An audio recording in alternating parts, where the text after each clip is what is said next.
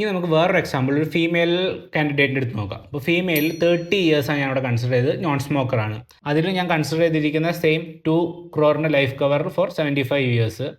അപ്പോൾ ഇതിൽ വരുന്നത് HDFCൻ്റെ ലൈഫ് നോക്കുന്ന സമയത്ത് നമുക്ക് പ്രീമിയം അടയ്ക്കേണ്ട എമൗണ്ട് വരുന്നത് ഏറെക്കുറെ 26,890 റുപ്പീസാണ് ആദ്യത്തെ വർഷം. രണ്ടാമത്തെ ഇയറിൽ 28,305 രൂപ. അതുപോലെ ആക്സിസിൻ്റെ നോക്കുന്ന സമയത്ത് വളരെ കുറവാണ്, അത് 21,000 രൂപേൻ്റെ അടുത്താണ് വരുന്നത്.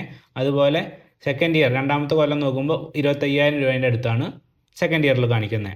ഞാൻ ഇവിടെ എടുത്ത പ്രീമിയം പേയ്മെൻറ്റിൻ്റെ കണ്ടീഷൻ എന്ന് പറയുന്നത് റെഗുലർ പേയ്മെൻറ്റിനനുസരിച്ചാണ്.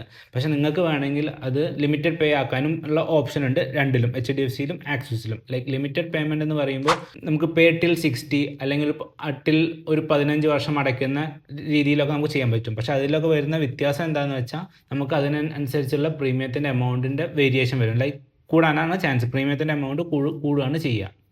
ഇതെന്ന് പറയുന്നത് റെഗുലർ പേ, ലൈക്ക് നമ്മളുടെ കവറേജ് എത്ര വരെയാണോ അത്രയും കാലം വരെ നമ്മൾ പൈസ അടയ്ക്കണം ഈ എമൗണ്ട്.